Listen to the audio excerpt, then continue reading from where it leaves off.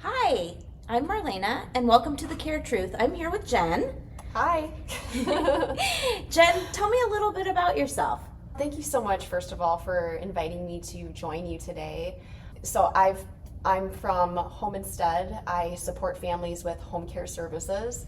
I've worked in the senior care industry for the past decade, various roles, but really what probably started it was helping seniors with installing medical devices was the beginning Oh, of okay. me learning about senior care. Nice. So you've kind of had a well-rounded experience, right? Absolutely. So you said home care. What type of home care do you help with? Because there's a couple of different types, right? Yes, there are. So the one I work with is private duty home care. So true caregiving professionals. We would be supporting families with personal care services, companionship. We may also do a little bit more with homemaking services, meal prepping, light housekeeping, laundry. But then also we have a comprehensive license, so we can help higher needs as well. Think of someone that might need medication setup and administration. You need to have a special license to do that. Oh, so that's a really important question when families are looking for home care, to make sure they're getting the type of home care that they need, to ask those kinds of questions. What kind of license do you have, and that type of thing. That's great. A lot of people end up misunderstanding like what gets paid for by insurance and what do they need to pay for privately. That is such a big question I get. Yeah. And actually many professionals need to know this information too, because we get mixed up a lot. So Right. if you think of home care, it actually is an umbrella. So home care is an umbrella, and within that umbrella is private duty home care, true home care. But then next to that is also what they may call home health, which is going to be the medical side of home care. What are those kinds of things, just to be able to differentiate? A home health would do if someone, let's say, discharged from the hospital and they needed support at home and it was covered by insurance. It would be physical therapists, occupational therapists, speech therapists, skilled nursing services, and then sometimes a home health agency might have a social worker on staff. And those services are covered by Medicare. It's meant to support you with not forever support. They're like 45-minute visits. Right. Multiple times, let's say during the week if you're getting care at home. And so think of 2 to 3 times a week they see you. But it's prescribed by your doctor. So if your doctor says you need physical therapy, then you'll get prescribed that. Your PT can come and support you at home for a duration of time. Right. Usually it's like 60 days. Yeah, I think that's what I've heard, like 60 to 90 days that they'll come in, as long as you're making progress or not too much progress that you don't need them. So it's kind of a fine line, right? Yes. So how would a family know if private pay home care is the right thing for them? So private pay home care, when it fits into supporting families at home, we're here to really, if you start to notice that you're having, let's say, changes in your status of who you are, so it's harder for you to get around the home. Maybe you are isolating yourself and you're not getting out to do activities as much lately. Maybe you need more reminders of, did you remember to take your medication this morning? Or are you eating a good nutritional diet every single day? Or are you forgetting to go grab the groceries? So, those are just like some really small little shifts that you can notice. But another thing that is a super big help to families would be if you are a caregiver yourself, caring for someone in your home. Think of a spouse or an adult child, a husband, or a son or a daughter. If you're caring for a loved one, take care of yourself too, because there is a very true statement of caregiver burnout. Right. And that's also a great way to think of, maybe I need to ask for a professional's help so that I can be a better daughter or a better son to my mom or my dad. Not everyone's meant to be a caregiver, and that's okay. Right. Caregiving can be very difficult, but then when you're caring for someone that you truly love and you don't feel that you're doing everything you possibly can, it really does burn you out. Yeah, so does home care, I know it's always great if it's a long-term solution, but can it be a short-term fix sometimes, like after a surgery, or, maybe if someone's waiting to get into a larger building, but they need help right now? Is that something that you're able? Absolutely. So families do not need to utilize our services forever. Many families, they opt out for, we want the bare minimum. We want Right. just as little as we can get just to support ourselves. And when we need more, we'll let you know that we need more. Right. But when you discharge from a hospital or a short-term care facility and you utilize our services, it's not forever. Right. If you feel that you're getting stronger, if you feel that you don't need certain services that we do, then it's really just letting your care team know, I think I'm ready for less. I think my final goal has been met. Yeah. And it's just letting them know I'm ready to end my services. Absolutely. So at The Care Truth, we try really hard to keep things real. And for us, real conversations mean that we're respecting everyone's journey. So tell me how home care really embodies that, how it helps preserve the dignity of those patients that you're taking care of. I love that. So, from the beginning, home care is very personal. You are physically, as a caregiver, going to someone's home, being invited into their space, and then following their life plan. So we're never taking away from you. We are here to fill in the gaps of where it's becoming more difficult for you to do things. And that's how we honor you. We are honoring your plan. So I think one of the biggest things that we can do is learn everything about you from the beginning. I mean, are you a morning person? Are you a night owl? How do you like your eggs done? Yeah, so it's really catering, exactly, because it's one-on-one care, so it's really able to cater. So how can families feel, E for us means to be empowered, so how can families be empowered to know that this is the right decision for their loved one right now? Honestly, do your homework. Go out and meet with multiple companies and start today. Have a care plan now so that, we don't want to wait for the rainy day when all the bad things happen. You want to have your care plan created ahead of time. Know which professionals you trust. Do your homework.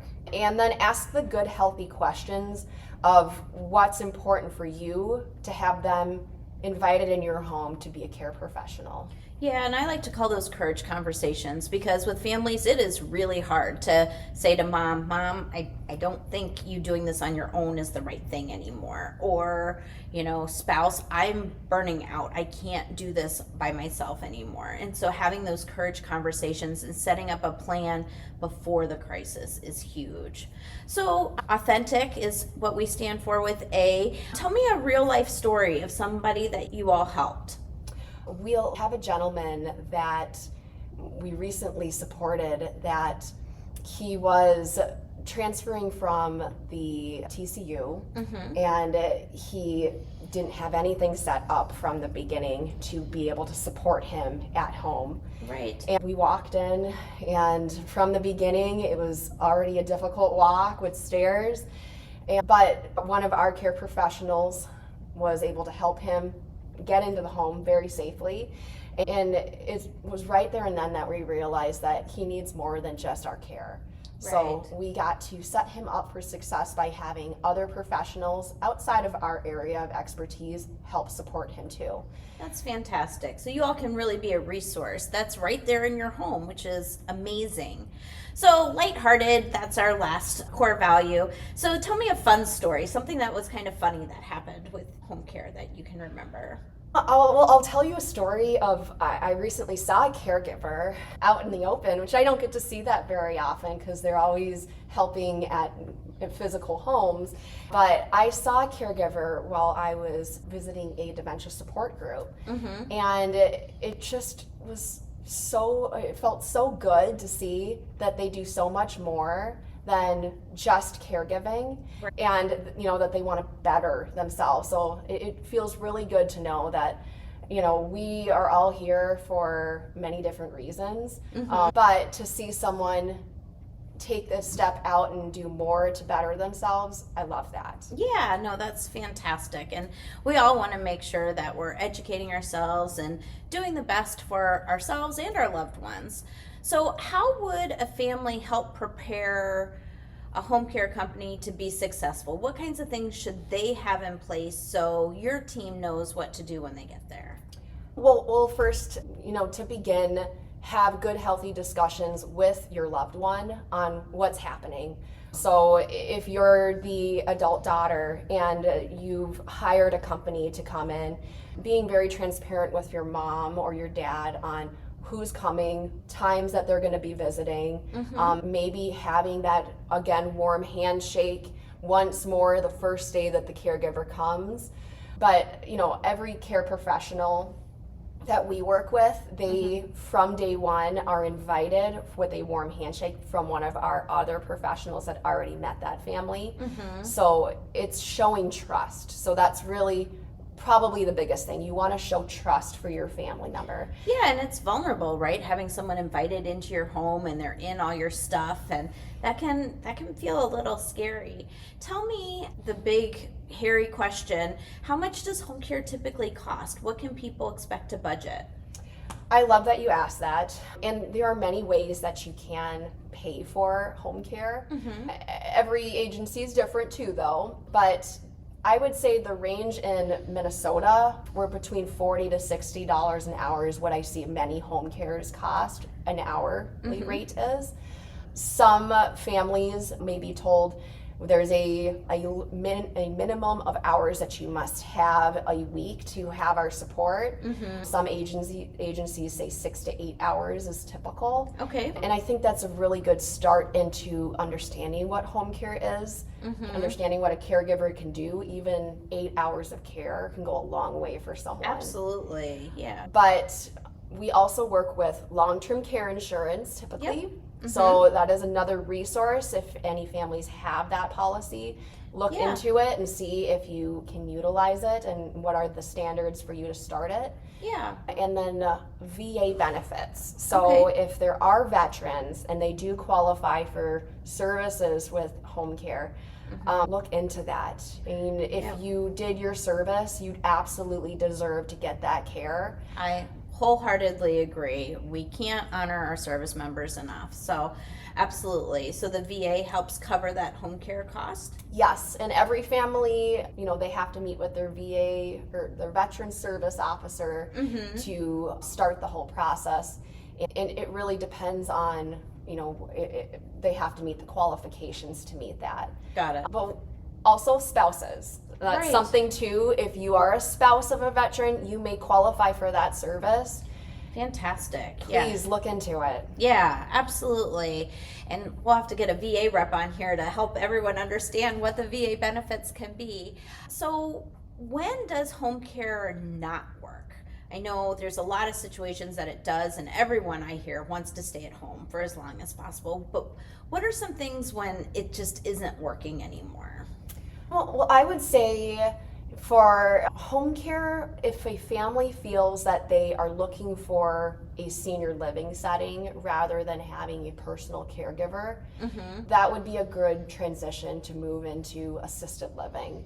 Okay. What home care does is we are offering one-to-one support for scheduled hours that we set up with you. Yeah. That would be probably one reason I'd say if you're looking for that, I want to move to a community and they've got everything already there at my fingertips, then that would be different. Okay. Yeah, it's kind of hard to know when someone needs that support. So I've heard of live-in care. Tell me a little bit about what that is like. Yes. So sometimes families can have, they don't have to opt out for 8 hours or 6 hours of care a week. They can say, I want 24 hours of care. And sometimes they want a dedicated person to be with them for a specific duration of time. Live-in care is an option for families. It's usually going to be, for us, if we did live-in care, we've had some over on the weekends. We might have a caregiver that arrives on a Friday night, and then they stay through Sunday. Oh, okay. And what that does is it gives you peace of mind knowing that dedicated person is there all weekend long. You're not alone, and they are there to support. Sounds like a great plan.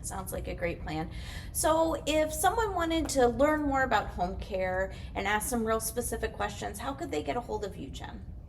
Well, I mean, I'm on LinkedIn, so Yes. you can find me on there if you ever have questions. But if you are interested in learning about like home instead services, call our number. You know, Okay. we always have someone available to speak to you over the phone.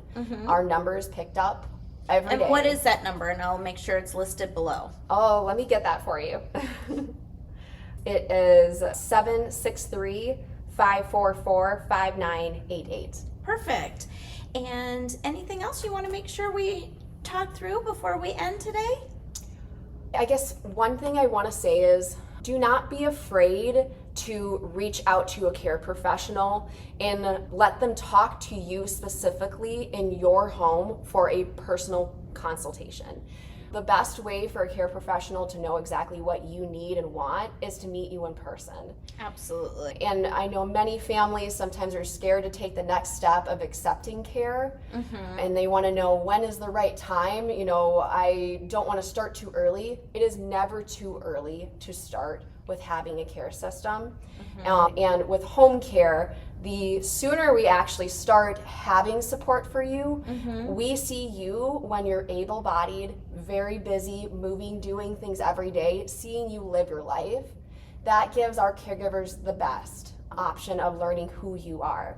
It's when you wait too long and you're not as able-bodied and not as able to do all the things that you love every day that we are now guessing who you are, and we have to make distinctions of, well, maybe she likes her eggs this way in the morning, or she loves to go to coffee. I think she loves coffee with her friends on Tuesdays.